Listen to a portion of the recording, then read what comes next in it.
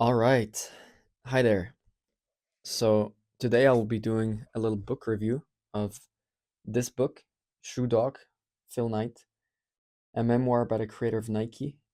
And yeah, I read this book a little while ago, about a month, and this is why I'm going to read the back for you and for me. So, fresh out of business school, Phil Knight borrowed $50 from his father and launched a company with one simple mission: import high quality, low cost running shoes from Japan.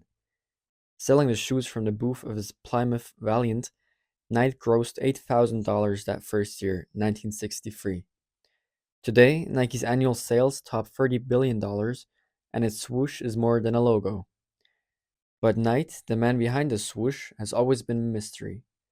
Now, in a memoir that's surprising, humble, unfiltered, funny, and beautifully crafted, he tells his story at last. He recalls the foundational relationships that formed the heart and soul of Nike, and how together they created a brand and a culture that changed everything. Yeah, that gets me to remember it a little bit better. So, just to recap the story real quick, it starts with basically Phil Knight in high school or in college, I think. I think in college when he was still running. And yeah, from there it goes on to basically him founding a company where he imports running shoes from Japan, from Onitsuka, the firm is called, and he sells them in the US, in California. And this is basically the whole concept. He works a job on his side. It's just a little side project actually. And that's what it is for several years. There are a bunch of difficulties. It was the 1960s, quite early, so there were also different challenges than today. Um, it was quite hard to, yeah, scale it up. He had a bunch of financial issues, financial trouble with the bank. Um, so that was always a challenge. And yeah, he went from basically importing running shoes to eventually creating his own line, the Nike shoes. And that only was sort of a measure against the supplier cutting them off, because they were widely successful selling these shoes. They had a big team arranged, or a medium-sized team. Um, and the issue that they were looking, or that they were facing at that point, was that Onitsuka was looking to distribute on a wider basis in the United States. So this is why they were looking for a different distributor, and we're going to cut Blue Ribbon, the firm was called at the time, off. So this is why they basically started their own line as a safety net, and that also caused a bunch of issues. But this is really for me where the book starts to get super interesting, because this is where I can catch on.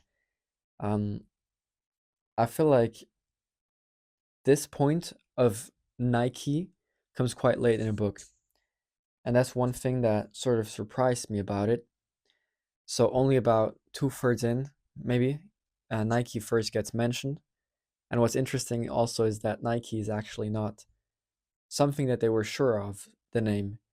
It was more of a random choice that Phil Knight made, and obviously it was a good choice, or it ended up being a good choice. So yeah, a lot of the book is just telling the story of Blue Ribbon and the import business from Japan to the United States of these running shoes, which is also interesting. And um, yeah, there are many interesting aspects to it, but for me, it was a bit of a slow start, honestly. So the beginning, a little bit, I don't want to say boring, but it took some time. And then as soon as they are a working company, still Blue Ribbon, it gets quite interesting. And then as Nike gets created, I think for me, this is really where it takes off, and where, yeah, I got almost into that mode of not being able to put the book away. And that was really cool from that point on.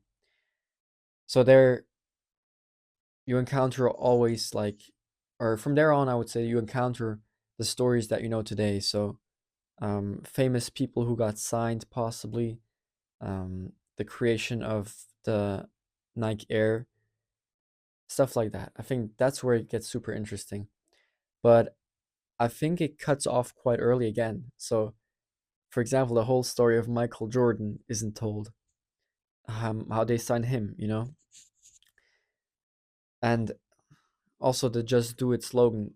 Like there are many things missing still that would have been nice for me to read, because that's how I can connect to Nike. That's the connection that I have to Nike. Um, so that's something that was a little bit disappointing to me. That on the one hand, Nike comes quite late in a book, and then it doesn't get, or I'll say this, the story doesn't get told to the end, um, or even to the middle, to be fair.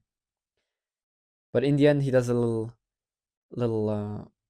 yeah, he looks back at what it is today, and that was quite interesting to see Phil Knight's perspective on what Nike is today. And of course, it's quite different. But yeah, one thing that I would definitely say is that I would recommend the book to somebody who is interested in a business story, um, in a founder story of building up your own project and almost failing like 100 times, and then in the end, always somehow making it, like just making it. I think that's definitely uh, one reason to recommend the book. And yeah, especially in that regard, the financial aspects are quite interesting. The way they had to get their money, the way they had to get funding, because they were always short on liquidity. That was always like one of the big issues. So that was quite interesting to actually see. And yeah, otherwise, I would say that what I take away from the book is that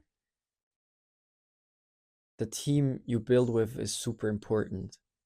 So that's also something that Phil Knight stressed so much in the story, that the team he built with was incredible. The people were incredibly capable. The people were incredibly motivated, and I'll say in for the ride, no matter what. They all wanted to not only themselves succeed, but they wanted the company to succeed, and they were sort of capable or ready to put a lot of their personal life and personal uh things on the line. They sacrifice a lot for the company, and this is really, it shows how important it is to build with the right people, I think. That's one big takeaway. But recommendation for somebody who likes a business story, for somebody who likes a founder story, um I definitely say it was a good book. I'll give it a 3.5 out of 5 stars. Could have been better by telling more of Nike, getting into Nike a little bit earlier, and finishing the story of Nike up to the point where it was published. I think it was 2016.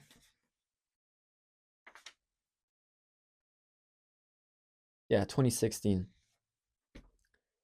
I think it would have been interesting to just see how the story goes up until today, although arguably you might know it already. But that's one way in which the book could have been a bit better. And the other way, for somebody who's not that business interested, maybe the finance part. Also, in today's world, it's quite different, I believe. So maybe the finance part could have been shortened a bit, where he explains in quite a lot of detail uh, how they were lacking funding and the issues they ran into because of that. But otherwise, I would say it was a good book, and I can definitely recommend it. Bye bye.